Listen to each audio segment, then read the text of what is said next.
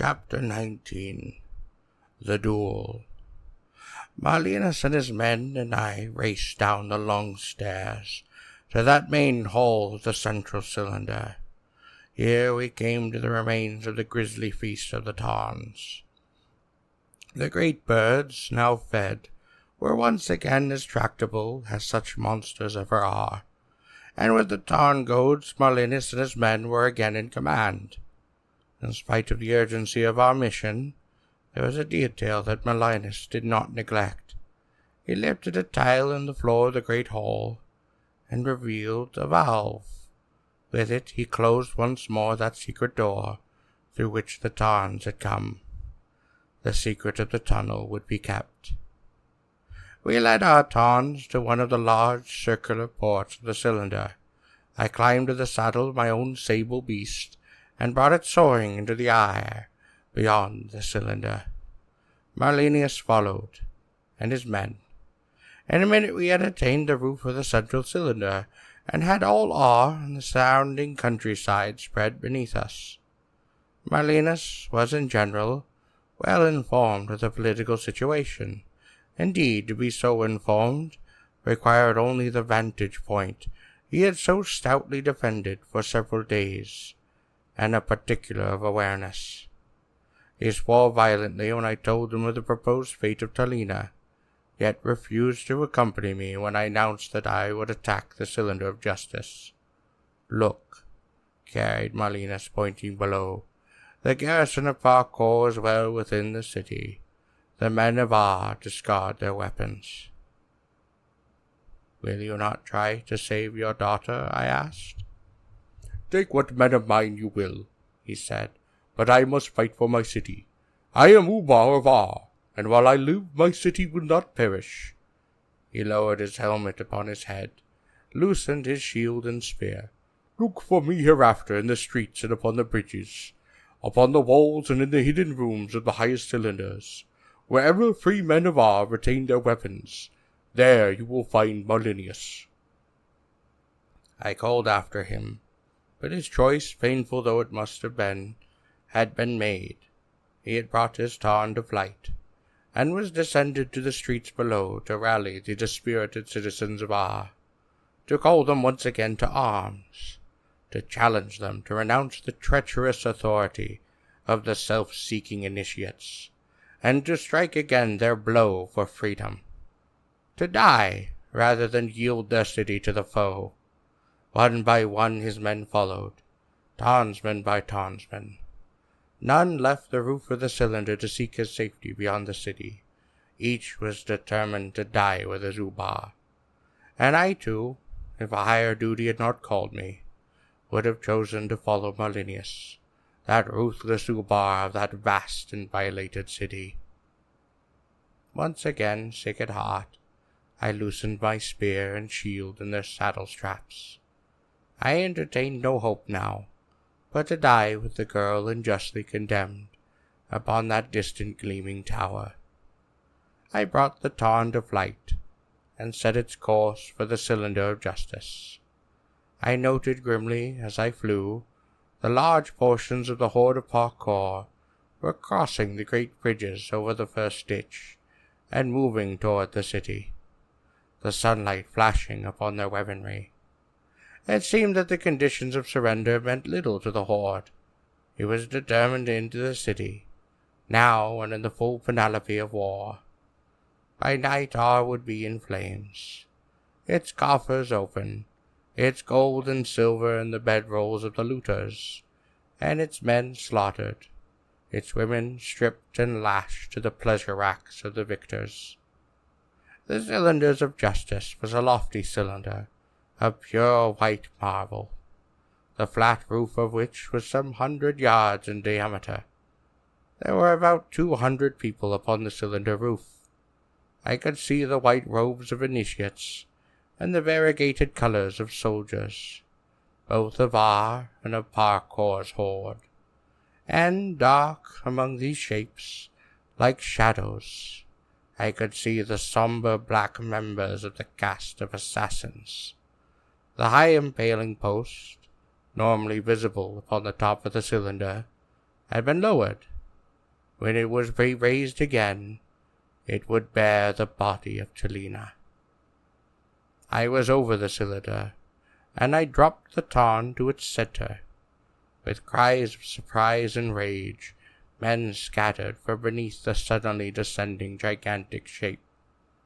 I had expected to be fired upon immediately, but remembered that I still wore the garb of the messenger. No assassin would fire him on me. No one else would dare.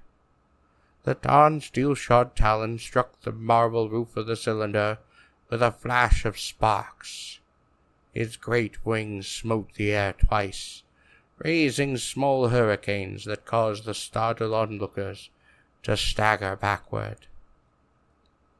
Lying upon the ground, bound hand and foot, still clad in that white robe, was Talina. The point of the sharpened impaling post lay near her. As the Tarn had landed, her executioners, two burly hooded magistrates, had scrambled to their feet and fled to safety. The initiates themselves do not execute their victims, as the shedding of blood is forbidden by those beliefs they regard as sacred. But now helpless, Talina lay almost within the wingspan of my Tarn, so near to me, and yet a world away. "What is the meaning of this?" cried a strident voice, that of Parkour. I turned to face him, and the fury of what he meant to me ripped through my body, surging like a volcano, almost dominating me. Yet I did not answer him. Instead I called out to those men of Ar upon the cylinder. "Men of Ar," I cried, "behold!" I gestured wildly to the fields beyond the great gate. The approaching swarm of Parkour's horde was visible, and the dust rose 1,000 feet into the air. There were cries of rage. "Who are you?" cried Parkour, drawing his sword. I threw off my helmet, flinging it down. "I am Tarl of Bristol," I said. The cry of amazement and joy that broke from Talina's lips told me all that I wanted to know. "Impale her!" shouted Parkour. As the burly magistrates once more hastened forward, I seized my spear and hurled it with such force as I would not have believed possible. The spear flashed through the air like a bolt of lightning, striking the oncoming magistrate in the chest, passing through his body and burying itself into the heart of his companion behind. There was an awe-stricken silence, as the immensity of what had occurred impressed itself upon the onlookers. I was conscious of a distant shouting upon the streets far below, and the smell of smoke. Faintly the clash of arms rose. "Men of Ar," I cried, "listen! Even now in the streets of below, Marlenius, your Ubar, fights for the freedom of Ar." The men of Ar looked one to another. "Will you surrender your city? Yield your lives and women to assassins?"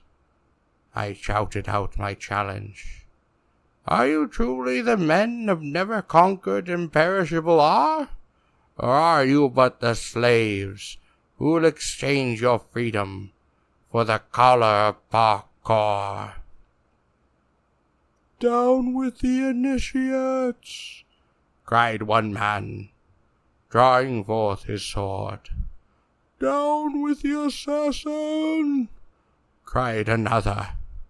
There were shouts from the men of Ar, cries of terror from the initiates as they cringed or fled, and almost as if by magic, the men of Ar separated themselves from the others upon the cylinder. Swords were drawn, and in an instant they would join the battle raging upon the streets. Stop! A great, solemn, hollow voice boomed. All eyes upon the roof turned to the sound of that voice. The supreme initiate of Ar himself stood forth, separating himself disdainfully from the cowering knot of white-robed figures that cringed behind him. He strode majestically across the roof. Both the men of Ar and those of Parkour fell back. The supreme initiate was an emaciated, incredibly tall man, with smooth-shaven, bluish, sunken cheeks and wild, prophetic eyes. He was ascetic, fervent, sinister, a fanatic. One long claw-like hand raised grandly to the heavens. "Who will challenge the will of the priest kings?" he demanded. No one spoke. Men of both sides fell back from him. Parkour himself seemed awed. The spiritual power of the supreme initiate was almost tangible upon the air. The religious conditioning of the men of Gor, based on superstition though it might be, was as powerful as any set of chains. More powerful than chains, because they did not realize it existed. They feared the very word, the curse of this old man, without weapons, more than they would have feared the massed swords of 1,000 foremen. "If it is the will of the priest kings," I said, "to bring about the death of this innocent girl, then I challenge their will." Such words had never before been spoken upon Gor, and except for the wind, there was no sound upon that great cylinder. The supreme initiate turned. He faced me, and he pointed his long and skeletal finger upon me. "Die the flame death," he said. I have heard of the flame death from my father, and from the older Tarl, that legendary fate which overtook those who had transgressed the will of the priest kings. I knew almost nothing of these fabled priest kings, but I did know something of the sort must exist, for I had been brought to Gor by advanced technology, and I knew that some force or some power lay in that mysterious Sardar Mountains. I did not believe the priest kings divine, but I did believe that they lived, and that they were aware of what occurred on Gor, and that from time to time they made known their will. I did not even know if they were human or non-human, but whatever they might be, they were, with their advanced sciences and technology, for all particular purposes, the gods of this world. On the back of my Tarn, I waited, not knowing if I was to be singled out for the flame death, not knowing if I, like that mysterious blue envelope in the mountains of New Hampshire so long ago, was doomed to die in a devouring blue flame.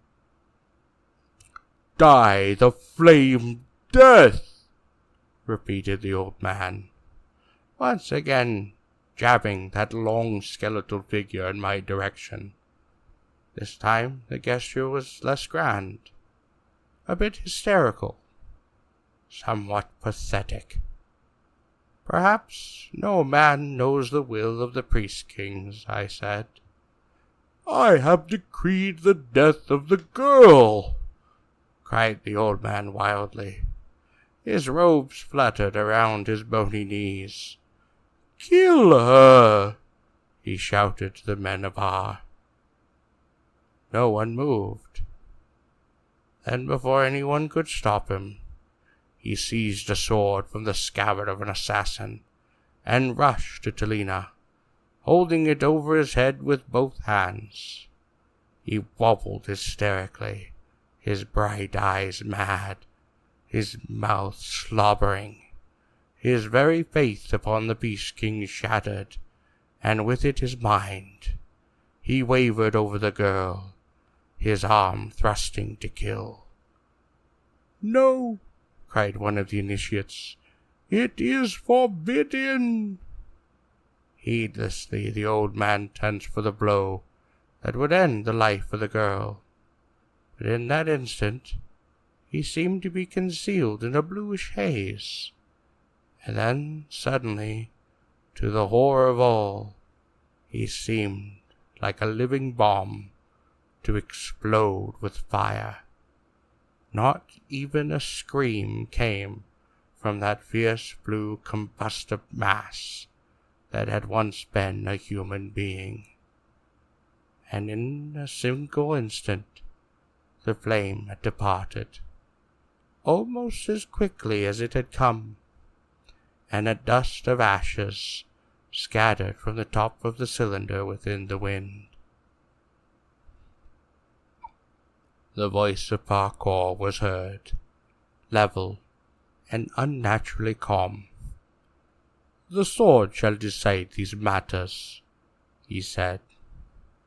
Accordingly, I slid from the saddle of the Tarn and unsheathed my weapon. Parkour was said to be the finest swordsman upon all of Gor.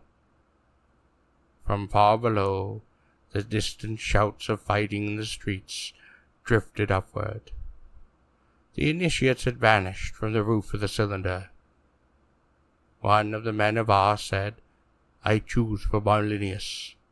"And I," said another. Parkour, without taking his eyes off me, gestured with his sword to the men of Ar. "Destroy this rabble." Instantly the assassins, the men of Parkour's horde, fell upon the men of Ar, who stood firm under the sudden onslaught, meeting them blade for blade. The men of Ar were outnumbered, perhaps even 3-1, but I knew that they would give a solid account of themselves. Parkour approached warily, confident in his superior swordsmanship, but as I expected, he was determined to take no chances. We met almost over the body of Talina, the tips of our blades touching alertly, once, twice, each sounding the other out. Parkour fainted, not exposing himself, his eyes seeming to watch my shoulder, noting at how I parried the blow. He tested me again, and seemed satisfied. He then began testing elsewhere methodically, using his sword almost as a physician might use a stethoscope, applying it first to one area, and then to another. I drove in one directly. Parkour slid the blow lightly to one side, almost casually, while we touched blades, almost as if involved in some bizarre ritualistic dance. There was the ringing, the clanging of a fiercer swordplay around us, as the men of Parkour engaged the men of Ar. At last Parkour stepped back, out of the range of my bed. He seemed complacent. "I can kill you," he said. I suppose that he said was true, but it might have been a calculated remark, something simply to put the enemy off balance, like announcing an unseen mate in chess to provoke an opponent into making an unnecessary defensive move, causing him to lose that initiative. That sort of thing would be effective only once with any given player, but in swordplay, once is sufficient. I responded in kind, taunting him. "How is it that you can kill me if I do not turn my back?" I asked, and somewhere within that inhumanly calm exterior there lay a vanity that must be vulnerable. I remembered the incident of the crossbow and the Tarn disc over the Vosk. That, in its way, had been a rhetorical gesture upon the part of Parkour. A momentary annoyance flickered through the stony eyes of Parkour, then a small, sour smile crept upon his lips. He again approached me, cautiously as before, still taking no chances. My ruse had failed. His, if ruse it was, had also. If it not had been a ruse, well, then I would soon know, if only briefly. Our blades met again. This time there was a flash of bright, clean sound. He'd begun much as at first, moving towards the same area, only with more familiarity, more rapidity. This led me to puzzle as to whether this was the weaker part of my defense, and where his attack would come, or if it was simply a blind to keep my mind from another area, until suddenly he drove through for the kill. Such questions I forced away from my mind, keeping my eyes simply upon his blade. In affairs of the sword, there is no place for outguessing the opponent. There is no place for anxious speculation. It paralyzes, puts you on the defense. He had toyed with me. Now I determined not to allow him to control the exchange. If I was defeated, I determined that it would be a man that would defeat me, not his reputation. I began to press forward and to attack, exposing myself more but beating back his defense by the sheer weight and the number of my blows. Parkour withdrew coolly, meeting my attack effortlessly, letting me weary my sword arm. Hating him, I admired him. I wanted to destroy him, but I acclaimed his skill. When my attack lapsed, Parkour did not press his own. He clearly wanted me to attack again. After several such onslaughts, my arm would be weakened to the point where it could not withstand the fury of his own offense, which was legendary upon Gor. As we fought, the men of Ar, fighting brilliantly for their city, their honor, and their loved ones, did push back the men of Parkour again and again, but from the interior of the cylinder swarmed more men of the assassin. For each enemy who fell, it seemed 3 sprang to take his place. It was only a matter of time before the last of the men of Ar would be forced over the edge of the cylinder. Parkour and I engaged again and again, I pressing the attack. He was standing it, and waiting. During this time, Talina, though bound hand and foot, had struggled to her knees. She watched us fight, her hair in the folds of her robe blown by the wind that wept across the roof of the cylinder. Seeing her and the fear for me in her eyes, I seemed to gain redoubled my strength, and for the first time it seemed to me that Parkour was not meeting my attacks as surely as he had previously. Suddenly there was a sound like thunder, and a great shadow was cast across the roof of the cylinder, as if the sun had been obscured by clouds. Parkour and I backed away from one another, each quickly turning to see what was happening. In our fighting we had been all but oblivious to the world around us, and I heard a joyous cry, "Sword brother!" It was Kazrak's voice. "Duel of Gorbar!" cried another familiar voice. That of my father. I looked up, and the sky was filled with Tarns. Thousands of the great birds, their wings clapping like thunder, descending upon the city, flying onto the bridges and down to the streets, darting among those spires, no longer protected with the terrible defense of the Tarn wire. In the distance, the camp of Parkour was in flames. Across the bridges of the great ditch, rivers of warriors were flowing. In Ar, the men of Marlinius had apparently reached that great gate, for it was closing, locking that garrison inside, separating them from the horde without.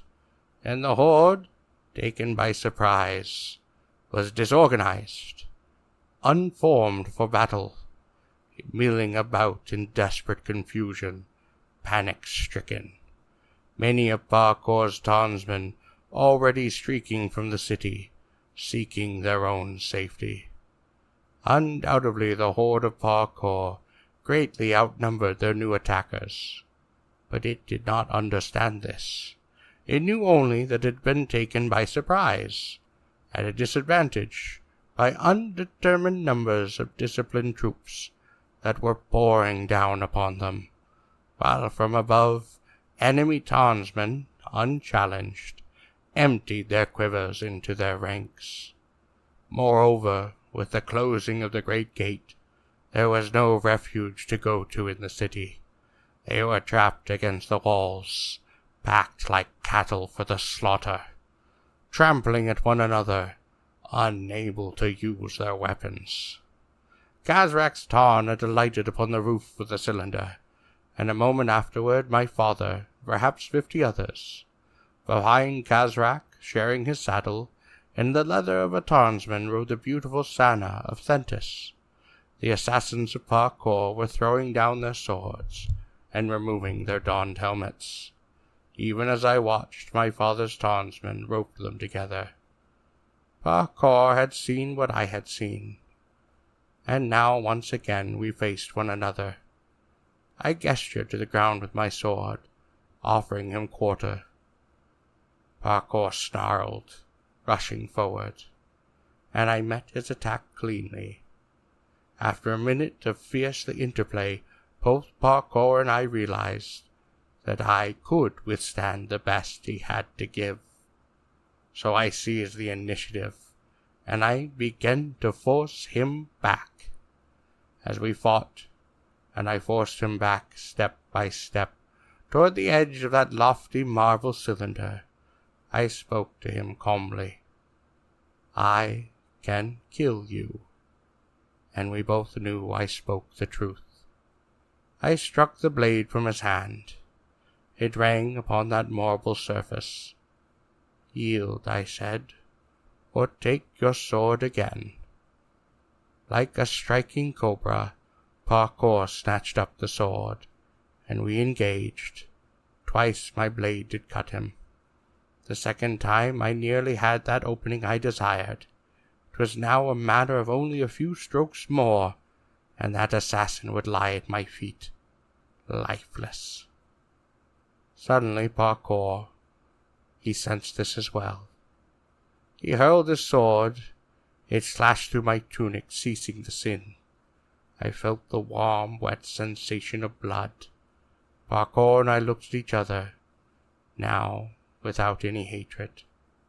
He stood straight before me, unarmed, but with all his nonchalant arrogance of old. You will not lead me as a prisoner, he said. Then, without another word, he turned and leapt into open space. I walked slowly to the edge of the cylinder. There was only the sheer wall of that giant tower, broken once by a tarn perch some 20 feet below. There was no sign of the assassin, but his crushed body would be recovered from the streets and publicly impaled. Parkour was dead. I sheathed my sword, and I went to Talina. I unbound her, and trembling she stood. Beside me we took one another in our arms, the blood from my wound staining her white robe. I love you, I said. We held one another, her eyes wet with tears lifted to mine. I love you, she said. The lion laugh of Marlenus resounded from behind us. Talina and I broke apart. My hand was upon my sword, the Ubar's hand gently restraining mine. It has done enough work for one day, he smiled. Let it rest. The Ubar went to his daughter. He took her fine head in his great hands. He turned her head from side to side, and looked into her eyes. Yes, he said, as if he might have finally seen his daughter for the first time. "She is fit to be the daughter of a Ubar." Then he clapped his hands upon my shoulders.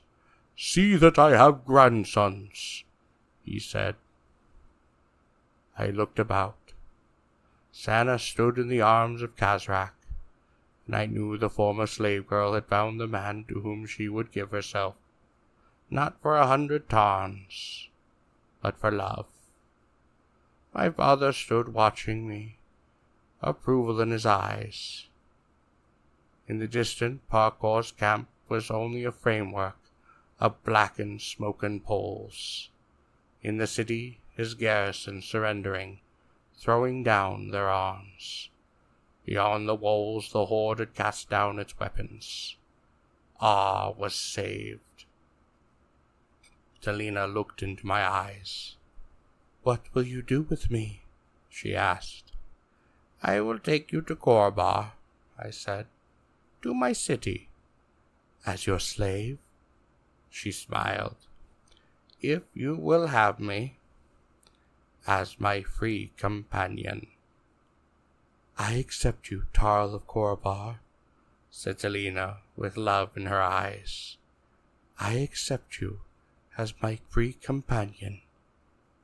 "If you did not," I laughed, "I would throw you across my saddle and carry you to Korvar by force." She laughed as I swept her from her feet, lifting her to the saddle of my great and giant Tarn. In the saddle, her arms around my neck, her lips upon mine. "Are you a true warrior?" she asked, her eyes bright with mischief, testing me, her voice breathless. "We shall see," I laughed. Then accord with the rude bridal customs of Gor, as she furiously but playfully struggled, as she squirmed, protested, and pretended to resist, I bound her bodily across the saddle of the Tarn, her wrists and ankles secured, and she lay before me, arched over the saddle, helpless, captive, a captive but of love, tied by her own free will. The warriors laughed, Marlenius the loudest. "It seems I belong to you, bold Tarnsman," she spoke. "What are you going to do with me?" In answer I hauled upon the one strap, and the great bird rose into the air, higher and higher, even into the clouds, and she cried to me, "Let it be now, Tarl." And even before we had passed the outermost ramparts of Ar, I had untied her ankles, and flung her single garment to the streets below, to show her people what would be the fate of the daughter of their Ubar.